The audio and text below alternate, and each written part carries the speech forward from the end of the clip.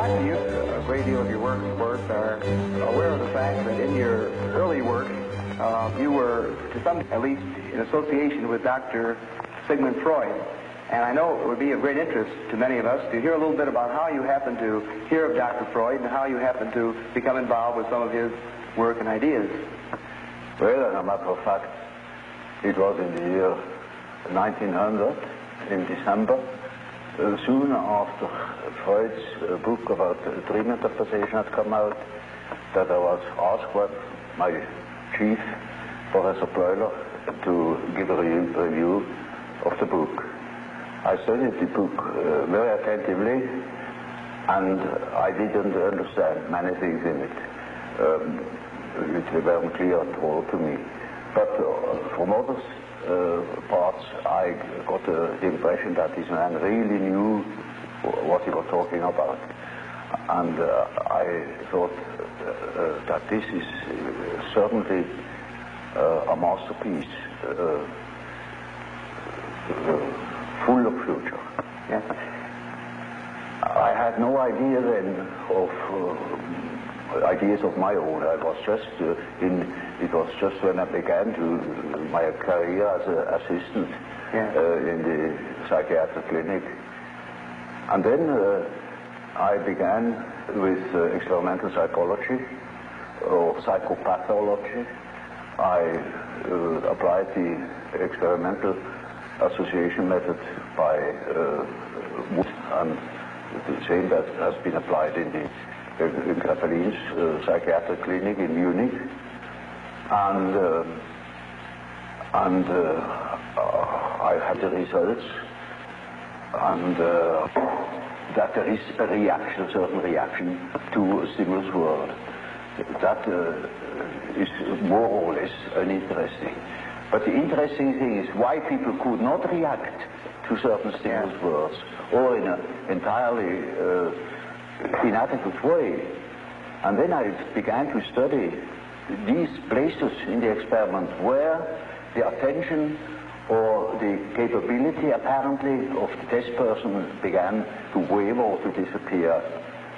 And I found soon out that it is matter of intimate personal affairs people were thinking of, or which were in them, even if they momentarily did not think of them, when they were unconscious, with other words, that nevertheless an inhibition came from the unconscious and hindered the expression in speech. Yes.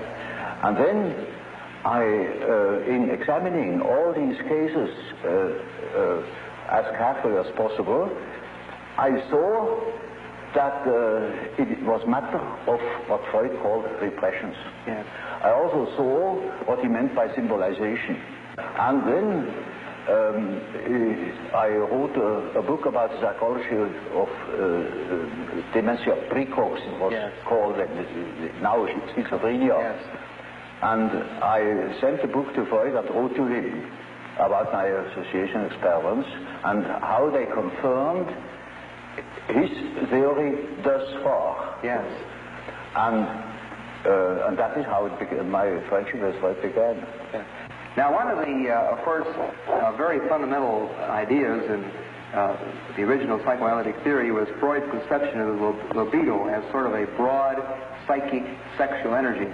Well, you see, in the beginning, I had naturally certain prejudices against his conceptions. And after a while, I overcame them. I could do that from owing to my biological training. Yes. And I could not deny the importance of the sexual instinct, you know. Yes. But later on, I saw that it was very one-sided. Because, you see, man is not only governed by the sex instinct, there are other instincts as well. For instance, in biology, you see, the nutritional instinct is just as important as the sex instinct. Also, in primitive societies, sexuality plays a role much smaller than food. Food is the all-important interest and desire. Yeah. Sex, that is something they can have everywhere. They are not shy. But the food is difficult to obtain, you see? Yes, yes. And so it is the main interest. Yes. And then in other societies, for instance, in civilized societies, the power drive plays a much greater role than sex. Yes. For instance, there are many big businessmen who are impotent, even, because their whole energy is going into money making. Yes. Or dictating the laws to everybody else. Yes. That's much more interesting than affairs with women. So, you see, the inferior Dr. Adolf, the younger, the weaker, naturally had a power complex. Yes. He wanted to be the successful man. Freud was a successful man. He was on top, and so he was interested only in pleasure.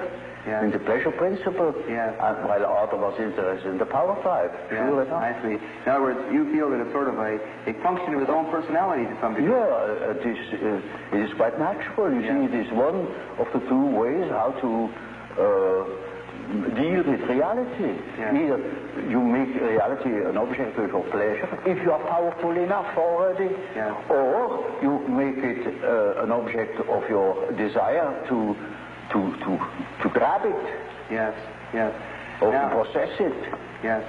Now, of course, some observers have thought that perhaps the patients that Dr. Freud saw in Vienna of this period were often individuals who were repressed sexually. Oh, yes. And perhaps that so many of these patients having been of this type, yes. That this may have been one thing that sort of reinforced Dr. Freud's ideas. Well, that is certainly so. That in the end of the Victorian age, there was a reaction going over the whole world against the taboos, the sex taboos, as one called them. One didn't understand anymore properly why or why not. Yes. And Freud belongs into that time, a sort of liberation of the mind of such taboos. The research comes to the question of the unconscious. There things become necessarily blurred. Yes. Because the unconscious is something which is really unconscious. And so you have no object, you see nothing. No. You only can make inferences, you know. Yes. And so we have to create a model yes. of this possible structure of the unconscious because we can't see it. Yes. Now, you see, he came to the concept of the unconscious chiefly on the basis of the same experience I had made in the association experiment, namely that people reacted. They said things, they did things without knowing that they did it or said it. Yes. And this is something you can observe experimentally in the association experiment, where people cannot remember afterwards what they did or what they said in the moment where the stimulus word hits the complex. Yes. In the reproduction, in the so-called reproduction experiment, you go through the whole list, and you will see that the memory fails where there was a complex reaction. Yes. And that is the simple fact Freud has based his idea of the unconscious on, because that is kind of what you can see time and again, that people, for instance, make a mistake in speech, or that they say something which they didn't mean to say, that just make ridiculous mistakes, you know. There are no end of stories, you know about how people can betray themselves by saying something they didn't mean to say at all, yet in the unconscious meant him to say that thing, just that thing. For instance, when you want to express your sympathy at a funeral, you go to somebody and you say, I congratulate you. You say, that's pretty painful, you know, but that happens, and it is true. Now, this is something that goes parallel now with the whole the school of the Salpêtrière in Paris.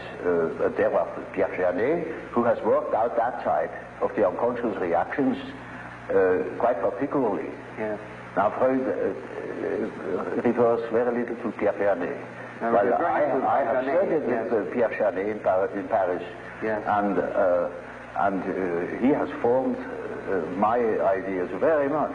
He was a first-class observer, though he had no dynamic theory about, no psychological theory. Yes. It was a sort of physiological theory yes. Of the unconscious phenomena as a so-called abaissement du niveau mental. Yes. That means a certain depotentiation of the tension of consciousness. Yes. It sinks below the level of consciousness and thus becomes unconscious. Yes. Now, that is Freud's view too. Yes.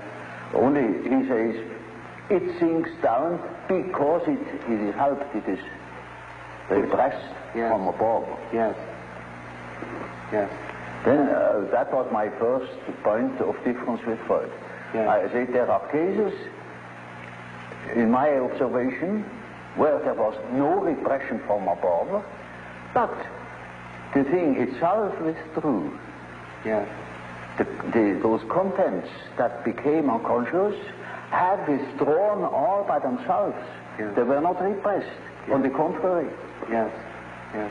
They have a certain autonomy. There I discovered the concept of autonomy. Yes. And that these contents that disappear have the power to move independently from my will. Either they appear when I want to say something definite, they interfere and say and speak themselves instead of what I wanted to say. Yes. Or they make me do something which I didn't want to do at all. Or they withdraw in the moment where I want to use them. Yes. They suddenly disappear. One of the most extreme views that we have, or one of the very men that you knew around Dr. Freud, we mentioned a moment ago, Otto Rank. He spoke of the birth trauma. He said the actual trauma of being born would leave a very powerful impact on the ego and show itself throughout the life of the person. I should say this is very important for an ego, that it is born. Otherwise it wouldn't be. And this is highly traumatic, you know, when you fall out of heaven. But will you take literally Otto Rank's position of the birth trauma as having, you might say, a psychological effect? Don't you see, this is an event that happens to everybody, that exists, that once has been born. So everybody is born, has undergone that trauma, so the word trauma has lost its meaning. I see. So, in other words, it is a general fact, of which you cannot say it is a trauma. Yes. It is just a fact. Yes, yes, I see. You see, because then you cannot observe psychology that hasn't been born. Yes.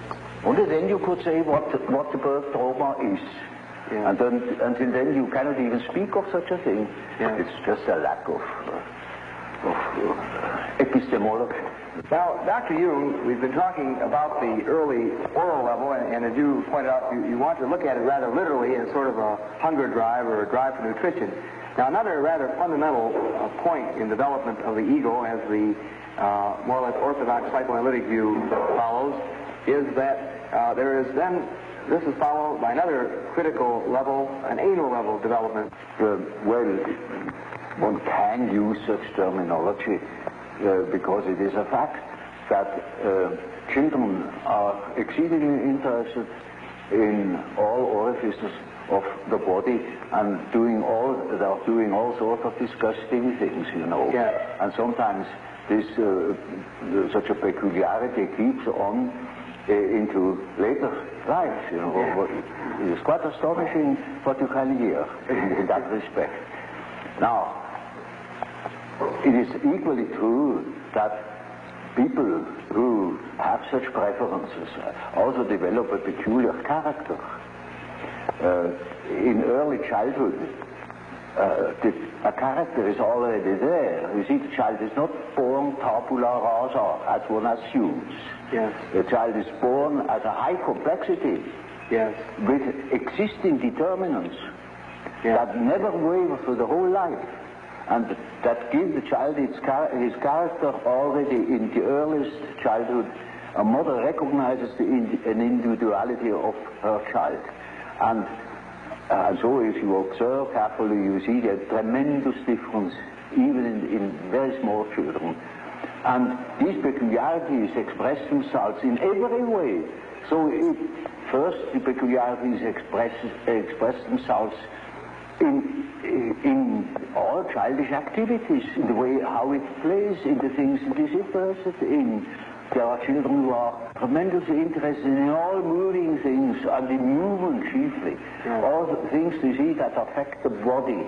And so they are interested in what the eyes do, what the ears do, how far you can bore into the nose with your finger, you know. They will do the same with their anus.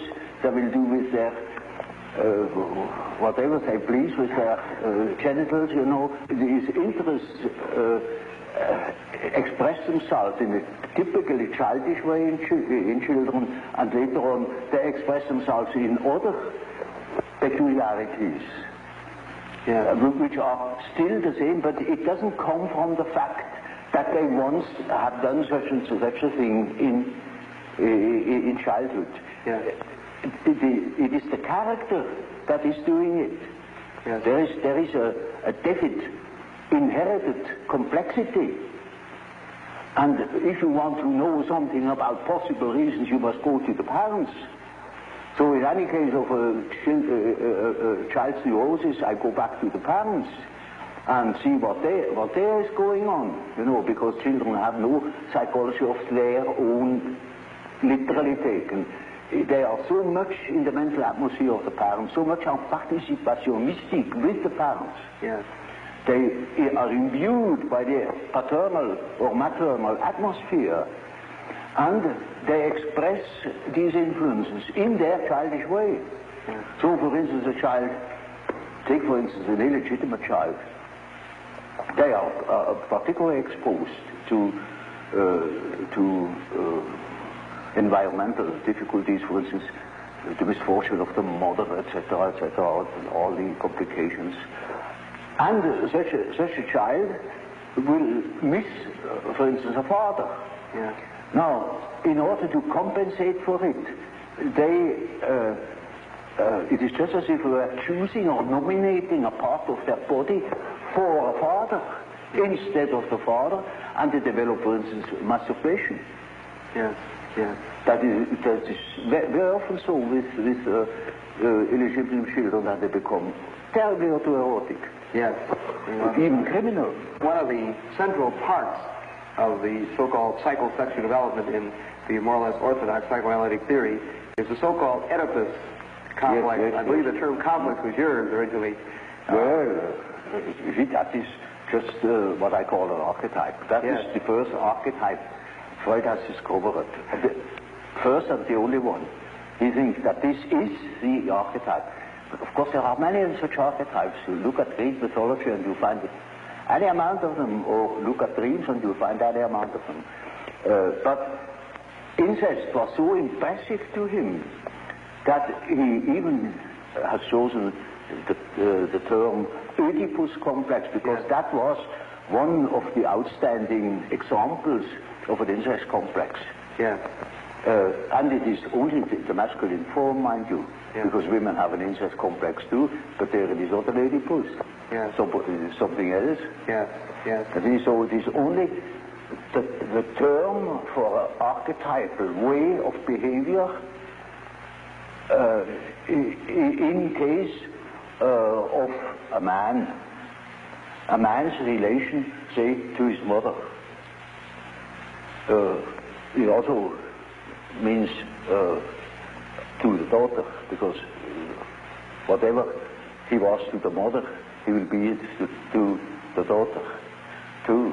Yes. It can be this way or that way. Yes. It depends. So you look at, then you will accept, in other words, the Oedipus complex but not as being the only important such influence. You will see this is just one of many fundamental, many ways of behavior. Now you see, the Oedipus gives you an excellent example of the behavior of an archetype. It is always the whole situation. There is a mother, there is a father, there is a son, there is a whole story, how such a situation develops, and to what end it leads finally. Yes.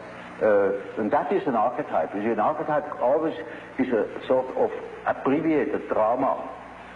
Namely, it begins in such and such a way, it extends to such and such a complication, and it finds a solution in such and such a way. Yes. That is the usual form. As for instance, you take the instinct of building a nest with birds. Yes. In the way they build the nest, there is the beginning, the middle, and the end. Yes. It is built just to suffice for a certain number of young. So, you see, the end is already anticipated. And that's the reason why in the archetype itself there is no time. It is a timeless condition where beginning, middle, and end are just the same. They are all given in one. Yes. Now that is only a hint to what the archetype can do, you know, yes. But that's a complicated question. Well, you know what a behavior pattern is. Yes. Now, the way in which, say, a weaver bird builds its nest, that is an inherited form in him. He will apply all certain symbiotic phenomena between insects and plants. They are inherited patterns of behavior. And so man has, of course, an inherited scheme of functioning. You see, his liver and his heart and all his organs and his brain will always function in a certain way, following its pattern. We only have a great difficulty of seeing it because we cannot compare. There are no other similar beings like man that are articulate and could give account of their functioning. If that were the case, we would know, I don't know what. But because we have no means of comparison, we are necessarily unconscious about our own conditions. But it is quite certain that man is born with a certain functioning, a certain way of functioning, a certain pattern of behavior. And that is expressed in the form of archetypal images, of archetypal forms. For instance, the way in which a man should behave is given by an archetype. Yeah. And therefore, you see, the primitives tell such stories. A great deal of education goes through storytelling. Yes. For instance, they call in a palaver of the young men, and two older men perform before the eyes of the younger all the things they should not do. Yes. And at the end they say, now that is exactly the thing you shall not do. Another way is they tell them of all the things they should not do. Yeah. None you should, like the Decalogue. Yes. Thou shalt not. Yes, yes. And that is always supported by mythological tales. Yes. For instance, our ancestors have done so and so, and so you shall do. Yes. Or such a hero has done so and so, yes. And that is your model. Yes. For instance, take the teaching of the Catholic Church. There are several thousand saints, yes. And they show us how, you see, they models and become the models for the individual. And they have their legends, and that is Christian mythology. Yes. In Greek, you know, there was a Theseus, there was a Heracles, models of fine men, of gentlemen, you know. Yes. Yes. And they teach us how to behave. They are archetypes. I see. Archetypes of behavior. So you see, when you have lived in the primitive circumstances, in the primeval forest, among primitive populations, then you know that phenomenon. You are seized with a certain spell, and then you do a thing that is unexpected. Now, see, the archetype is a force, it has an autonomy. It can suddenly seize you. It is like a seizure. Yeah.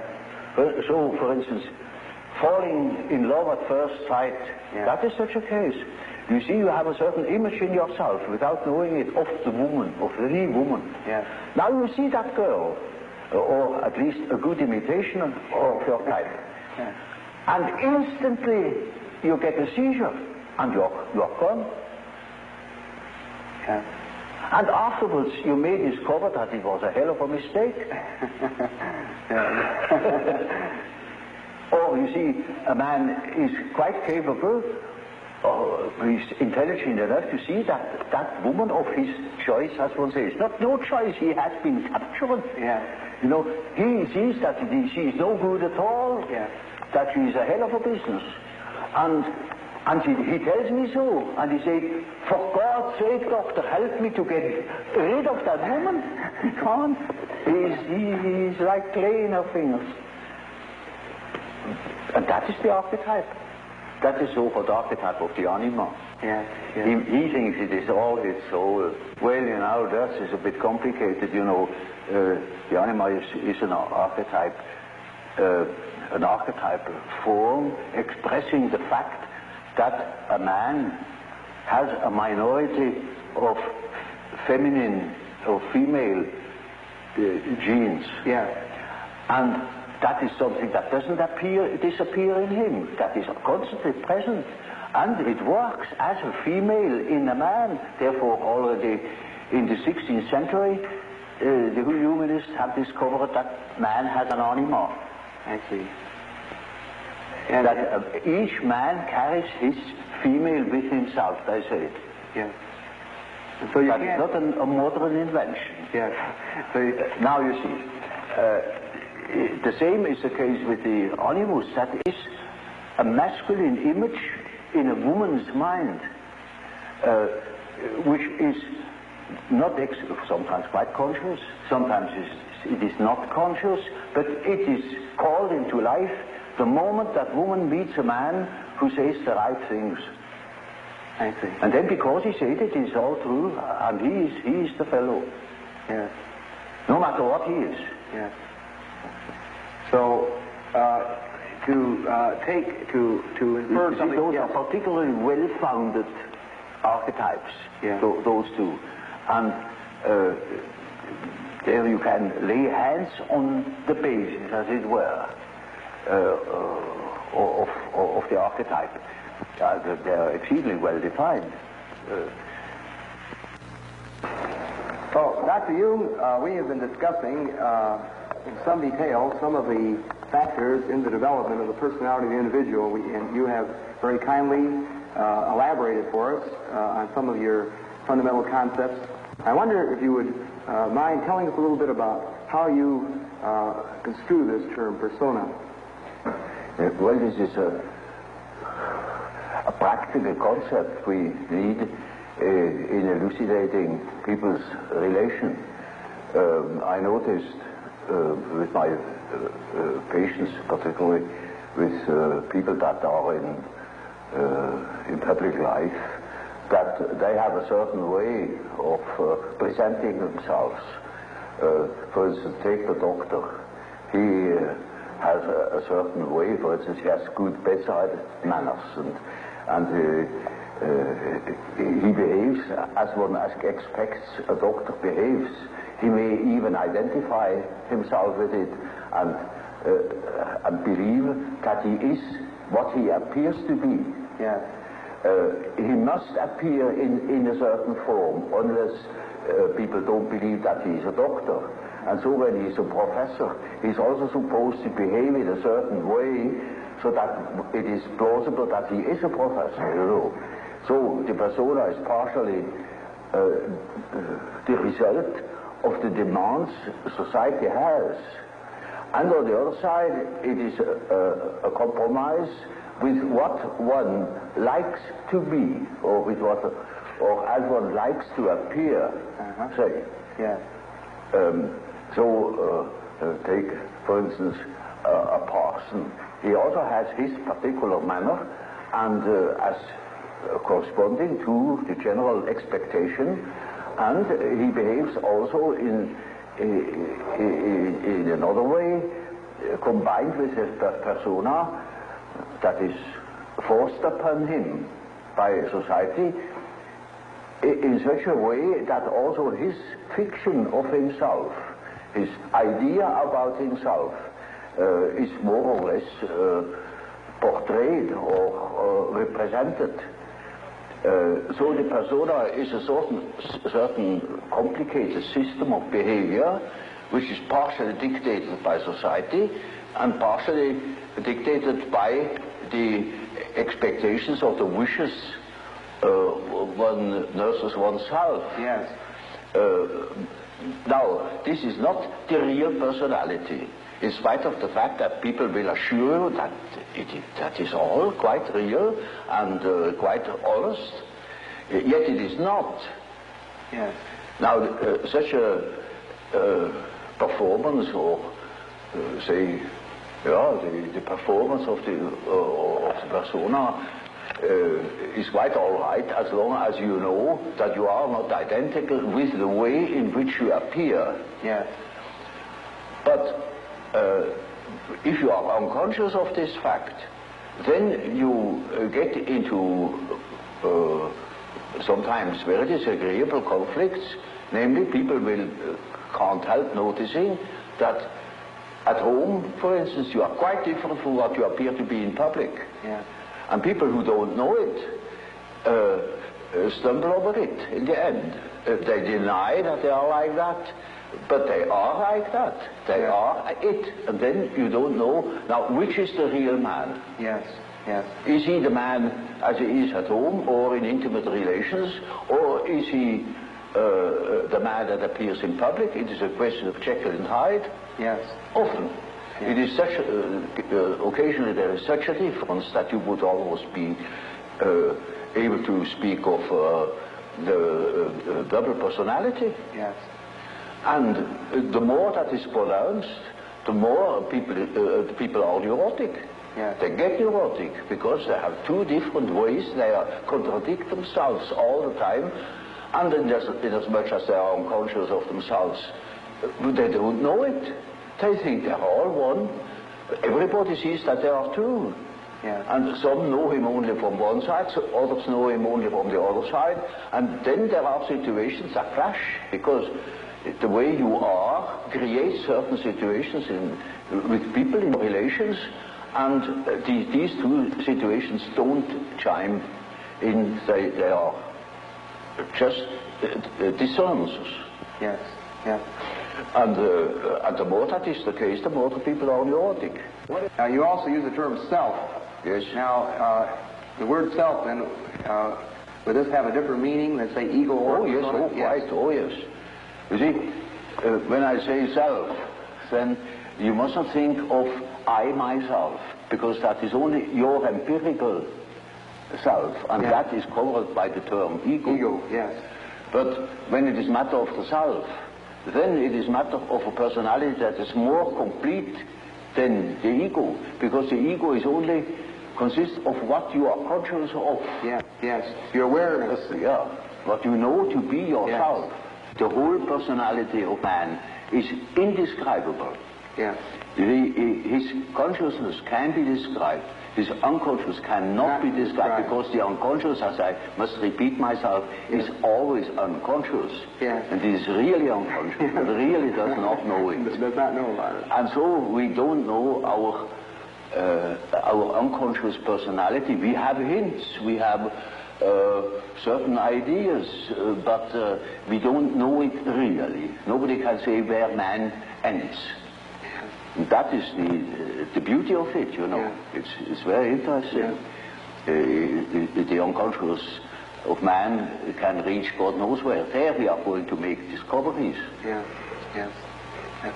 Now, another set of ideas center around the terms introversion and extroversion. It is simply practical because there are certain people who definitely are more influenced by their surroundings than by their own intentions.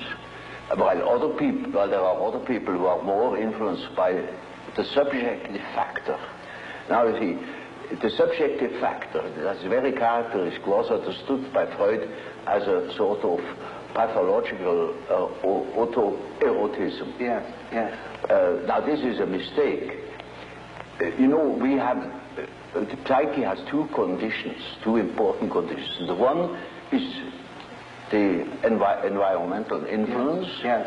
And the other is the given fact of the psyche as it is born. The psyche is by no means tabula rasa. We are a definite mixture and combination of genes, and they are there from the very first moment of our life. And they give a definite character, even to the little child. And that is a subjective factor, looked at from the outside. Now, if you look at it from the inside, yes, then it is just so as if you would observe the world. Yes. When you observe the world, you see houses, you see the sky, you see tangible objects. But when you observe yourself within, you see moving images. Yes. A world of images. Yes. Generally known as fantasies. Fantasies. Yet these fantasies are facts. It is a fact that a man has such and such a fantasy. And it is such a tangible fact, for instance, that when a man has a certain fantasy, another man may lose his life. Yes. Or a bridge is built. Yes. These houses were all fantasies. Yes. Everything you do here, all of houses, everything was fantasy to begin with. And fantasy has a proper reality. That is not to be forgotten. Fantasy is not nothing. It is, of course, not a tangible object, but it is a fact nevertheless. It is, say, a form of energy. Yes. Despite the fact we can't measure it. Yes. It is a manifestation of something.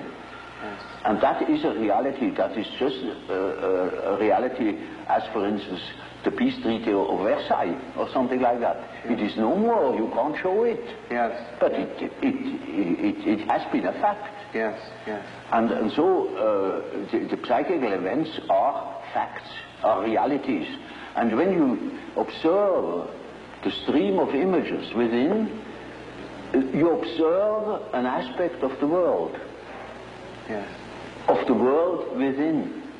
Because the psyche, you know, if you understand it as a phenomenon that takes place in so-called living bodies, then it is a quality of matter. As our body consists of matter, we discover that this matter has another aspect, namely a psychic aspect. Yes. Yes. And so it is simply the world from within, seen from within. Yes. It is just as if we were seeing into another aspect of matter. And so, you see, the man who is going by the external world, by the influences of the external world, say society or perceptions, sense perceptions, thinks that he is more valid, you know, because this is valid, this is real. And the man who goes by the subjective factor is not valid because subjective factor is nothing. Yeah. No, that man is just as well based because he is bases himself upon the world from within. Yeah. And so he is quite right, even if he says, oh, there is nothing but my fantasy, you know.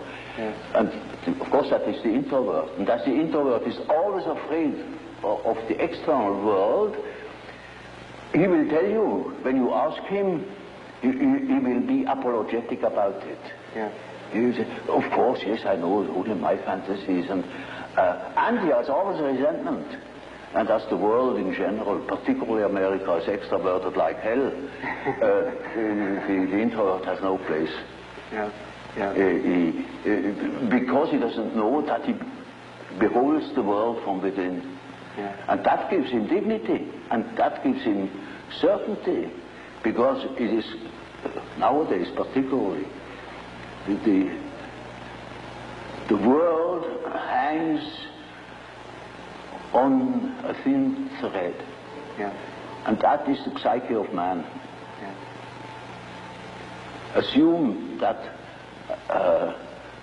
certain fellows in Moscow lose their nerve or their common sense for a bit, and the whole world is in fire and flames. Yeah. Yeah. You see?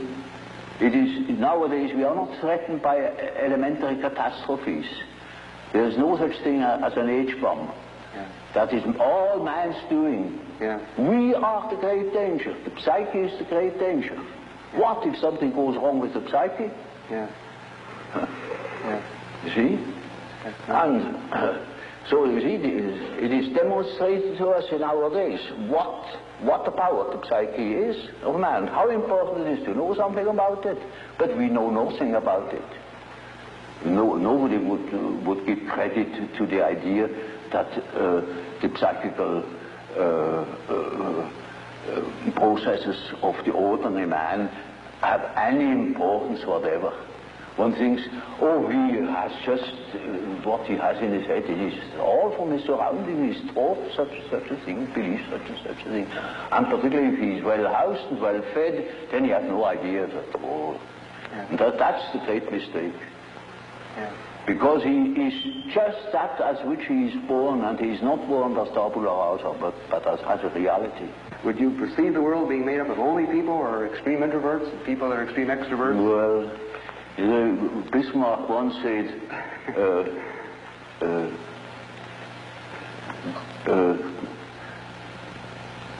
God may protect me against my friends.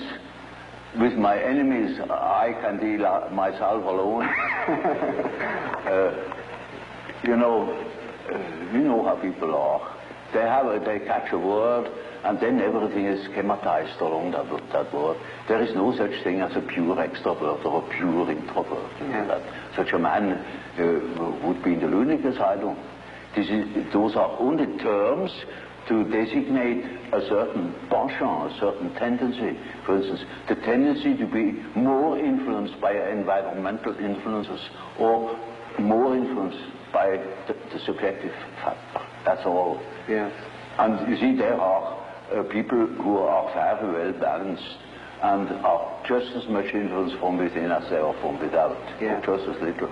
Yes. Yes. And so with all the finer classifications, Yes. they are only sort of point de repère, points for orientation. My whole scheme of typology is merely a sort of orientation, namely there is such a factor as introversion, there is such a factor as extroversion. The classification of individuals means nothing at all. This is only the instrumentarium for the practical psychologist to explain, for instance, a husband to a wife, or for instance, it is very often the case, one could almost say, it is almost the rule, but I don't want to make too many rules in order not to be schematic, that an introvert marries an extrovert for compensation, or another type marries the counter type to complement himself, for instance. Well, Dr. Jung, of course, tied in with your typology and quotation version, we, of course, know of your concepts of thinking, feeling, sensation, and intuition. Well, there is quite a simple explanation of these terms, and it shows you at the same time how I arrived at such a typology. Namely, sensation tells you that there is something. Thinking, roughly speaking, tells you what it is. Feeling tells you whether it is agreeable or not, to be accepted or not, accepted or rejected. Yes. And intuition, now there is a difficulty. Yes. You don't know ordinarily how intuition works. So when a man has a hunch, you can't tell exactly who he got at that hunch or where that hunch comes from. It is something funny about intuition. I will tell you a little story. I had two patients. The man was a sensation type, and the woman was an intuitive type. Of course, they felt attraction. And so they took a little boat and went out to the Lake of Zurich. And there were those birds that dive off the fish, you know. Yeah. And then after a certain time they come up again, and you can't tell where they come up. And so they began to bet who was the first to see the bird. Now, you would think that the one who observes reality very carefully, the sensation type, would of course win out. Yeah. Not at all. The woman won the bet completely. Yeah. She was beating him on all points. Yeah. Because by intuition she knew it before. I see. Now, how is that possible? Yeah. Well, sometimes, you know, you can really find out how it works by finding the intermediate links. You see, it is a perception by intermediate links, and you only get the result of that whole chain of associations. Yes. Sometimes you succeed in finding out, but more often you don't. So my definition is, intuition is a perception by ways or means of the unconscious. Yes. That is as near as I can get. This is a very important function, because when you live under primitive conditions, a lot of unpredictable things are likely to happen. Yes. And there you need your intuition, because you cannot possibly tell by your perceptions, by your sense perceptions, what there is going to happen. For example, more specifically, what would be an example or a difference between an intuitive extrovert and an intuitive introvert? Well, you know, you have chosen a somewhat difficult case, you know, because one of the most difficult types is the intuitive introvert. Yeah, you know. I have. The intuitive extrovert, you find among hunters, bankers, gamblers. Yes. That is quite understandable. Yes. But the introvert the introverted variety is more difficult, because he has intuitions as to the subjective factor, namely the inner world. Yes. And of course that is now very difficult to understand, because what he sees are most uncommon things, and he doesn't like to talk of them. Yes. If he's not a fool, because he would spoil his own game by telling what he sees, because people won't understand it. Yes. For instance, once I had a patient, a young woman, about 27 or 8, and her first words were, when I had seated her, she said, "You know, doctor, I come to you because I have a snake in my abdomen." I said, "What?"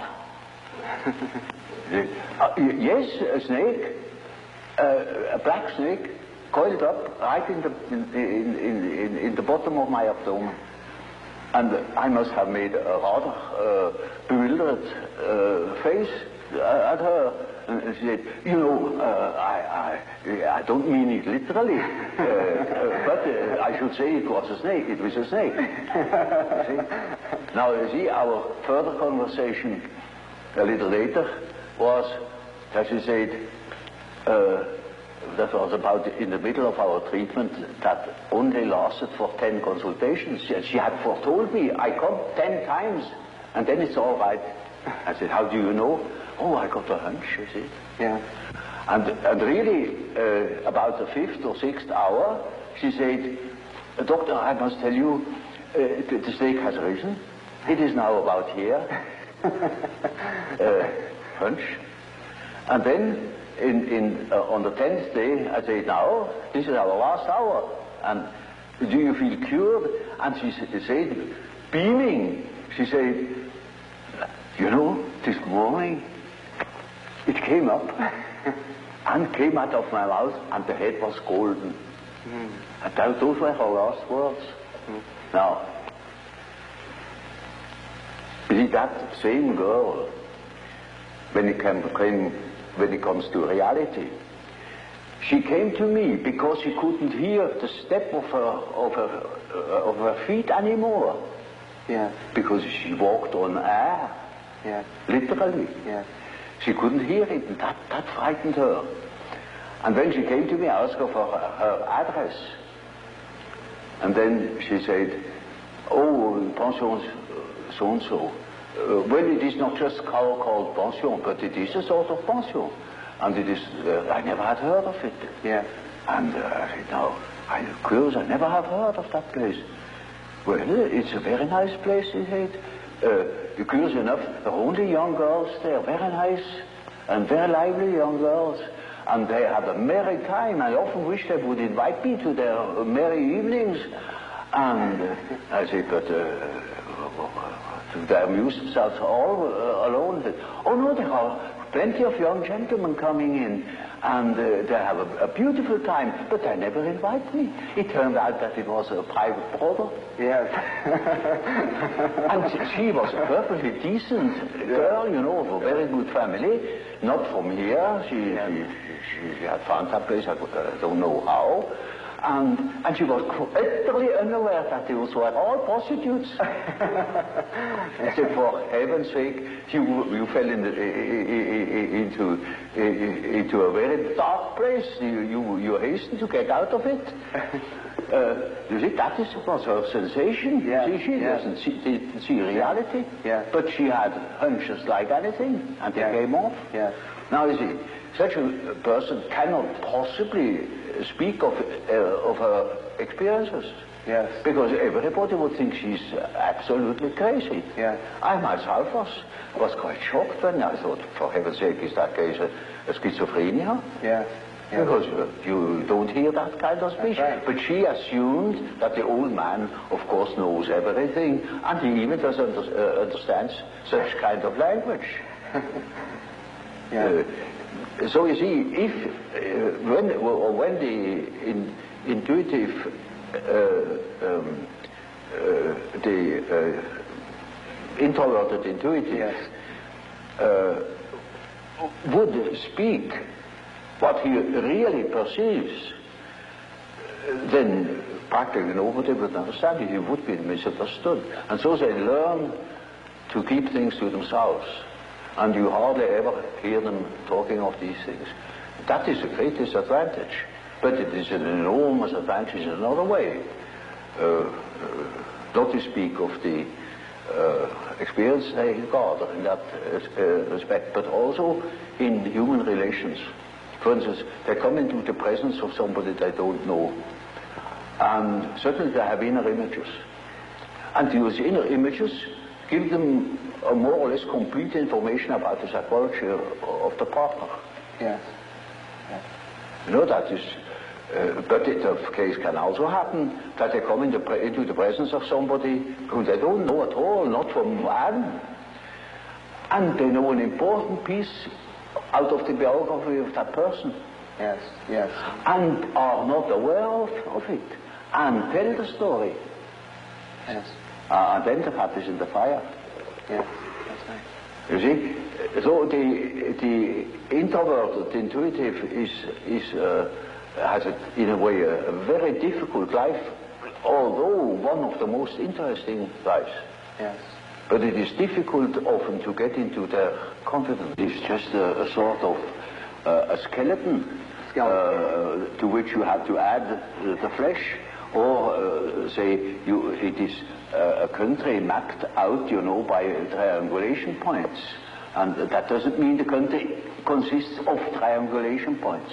Yeah. That is only in order to have an idea of the distances. Yeah. And so it is a means to an end. It only makes sense, such a scheme, when you deal with practical cases. Well, I told you that case of that intuitive girl, who suddenly came out with the statement that she had a black snake in the bed. Well, now, that is a collective symbol. That is not an individual fantasy. That is a collective fantasy. That is well known in India. For instance, she has nothing to do with India, but we have it too. It was generally human. But it's entirely unknown. So that I, even in the first moment, thought perhaps she's crazy. But she wasn't only highly intuitive. It is in India known. It is the basis of a whole philosophical system of Tantrism. This is Kundalini. Kundalini certain. I see. You see? And that is something known to some few specialists. Generally, it's not known that we have a certain in the abdomen. But that is a collective, you see, that is a collective dream or a collective fantasy. It may be, you know, that what the unconscious has to say is so disagreeable that one prefers not to listen. And in most cases, people would be probably less neurotic if they could admit the things, because these things are always a bit difficult or disagreeable or inconvenient or something of the sort. So there is always a certain amount of repression, but that is not the main thing. The main thing is that they are really unconscious. And you see, if you are unconscious about certain things that ought to be conscious, then you are dissociated. And then you are a man whose left hand never knows what the right is doing. And counteracts or interferes with the right hand. Now such a man is hampered all over the place. Then we have the problem. That is the problem for an intellectual man. And then I say, now, you see, you don't know, you have no answer. I have no answer. Now what are we going to do? I say, now we must see what you dream. Because the dream is a manifestation of the unconscious side. Now you never had heard of the unconscious side. So I must explain to him that he has an unconscious, and that the dream is a manifestation of it, and if we succeed in analyzing the dream, we might get an idea about that power that makes him think like that. I see. In treatment, for instance, in the treatment of neurosis, you have to do with that personal unconscious for quite a while. And then only dreams come that show that the collective unconscious is touched upon. Now, as long as there is material for personal nature, you have to deal with the personal unconscious. But when you get to say to a question, to a problem, which is no more merely personal, but also collective. You get collective dreams. And then we are there where we can begin with the observation of the unconscious. And then, day by day, one goes on by the data the unconscious produces. You see, we discuss the dream, and that gives a new surface to the whole problem. And he will have another dream, and the next dream gives again an answer, because the unconscious is in a compensatory relation to consciousness, and after a while we get the full picture. And if he has the full picture and has the necessary moral stamina, well, then he can be cured. I see. But in the end, it is a moral question whether a man applies what he had learned or not. There is a sort of typical way in which the integration of consciousness takes place. Namely, the average way is that through the analysis of dreams, for instance, you become acquainted with the contents of the unconscious. I already told you this, to begin with all personal material. Yes. Subjective questions, questions of the individual's difficulties in adapting to environmental conditions, and so on. Yes. Now, it is a regular observation that when you talk to an individual, and this individual gives you insight into its inner preoccupations, interests, emotions, in other words, hands over his personal complexes, then you get slowly and nilly-willy into the situation of a sort of authority. Yeah. You become a point of reference. You know you are in possession of all the important items in a person's development. I remember, for instance, I analyzed a very well-known American politician, and he told me, any amount of the secrets of his trade. And suddenly he jumped up and said, "By God, what have I done? You know, you get $1 million for what I have told you now." And I said, "Well, I'm not interested. You can sleep in peace. I shall not betray you. I forget it within a fortnight." Now, you see, that shows that the things people hand out are not merely indifferent things. When it comes to something important, emotionally important, then they hand out themselves. They hand out a big emotional value, as if they were handing over a large sum, as if they were trusting you with the administration of their estate. Yes.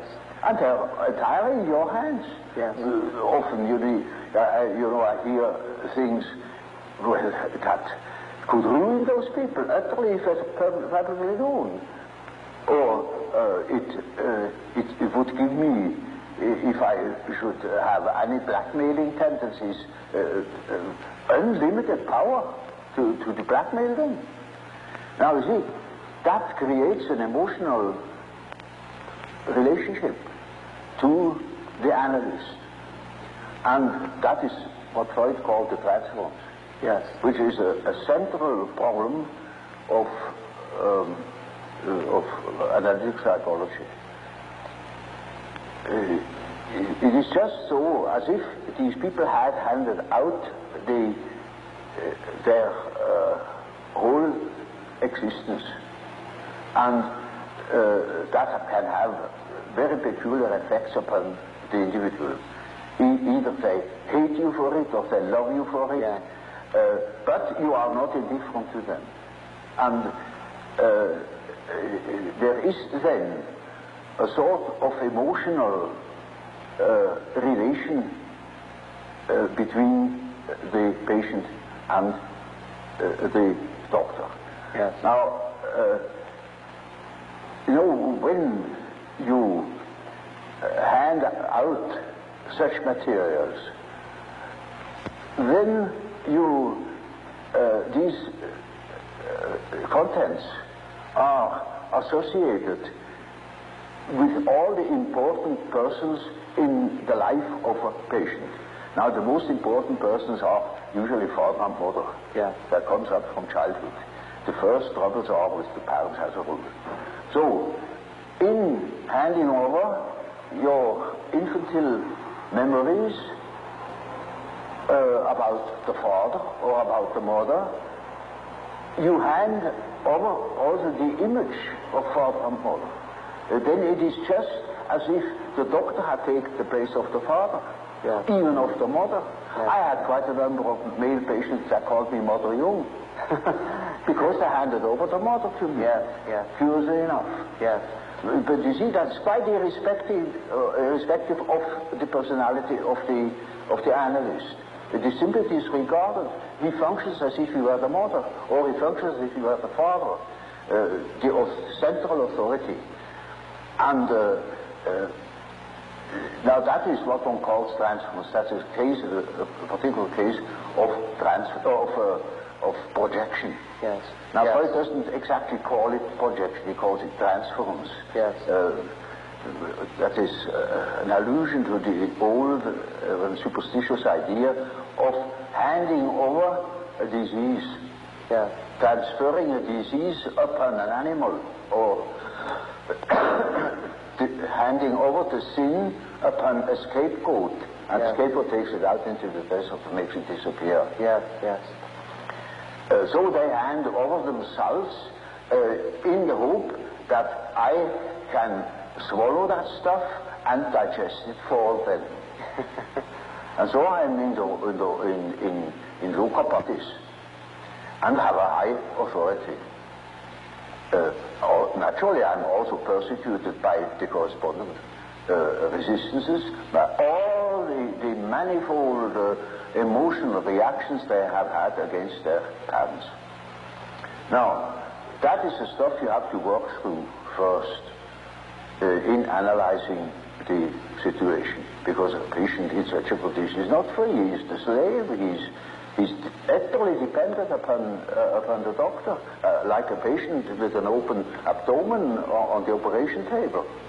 He is in the hands of the surgeon for better or worse. And so the thing must be finished. And so we had to work through that condition in the hope that we arrive in a situation where the patient is able to see that I'm not the father or not the mother, that I am an ordinary human being. Now, everybody naturally should assume that such a thing would be possible. For instance, that a patient could arrive at such an insight when he's not a complete idiot, that I am just a doctor and not the emotional figure of their fantasies. But that is very often not the case. So I had a case that was an intelligent young woman. She was a student of philosophy, very good mind, where one could expect easily that she would see that I am not the parental authority. But she was utterly unable to get out of this delusion. And in such a case, one always has recourse to the dreams. It is just as if one would ask the unconscious, now what do you say to such a condition? You see, she says of the unconscious, of course I know you are not my father, but I just feel like that. It is like that. I depend upon you. And I say, now we will see what the unconscious says. Now the unconscious produce dreams in which I really assume a very curious role. You know, she was a little infant. She was sitting on my knees. I held her in my arms. I was a very tender father to the little girl, you know, and more, her dreams became emphatic in that respect, namely that I was a sort of child, and she is a very little, frail human thing, you know, and quite a little girl in the hands of an enormous being. And the last dream of that series was, I cannot tell you all the dreams, was that it was out in nature. I stood in a field of wheat, an enormous field of wheat that was ripe for harvest. And I was a child. And I held her in my arm like a baby. And the wind was blowing over that field of wheat. Now you know when the wind is blowing over wheat field, these waves in the wheat field. Yes. And with these waves, I swayed like that, putting her as if it were to sleep, you know. And she felt as being in the arms of a God, of the Godhead. Mm-hmm. And I thought, now the harvest is ripe. Yes. And I must tell her. And I told her, you see, what you want and what you project into me, because you are not conscious of it, is you have the idea of a deity. You don't possess. Therefore you see it in me. Yes. That clicked. Because, you know, she had a rather intense religious education. Of course, it all vanished later on. Yeah. And something disappeared from her world. Her world became merely personal, and that religious conception of the world was non-existent apparently.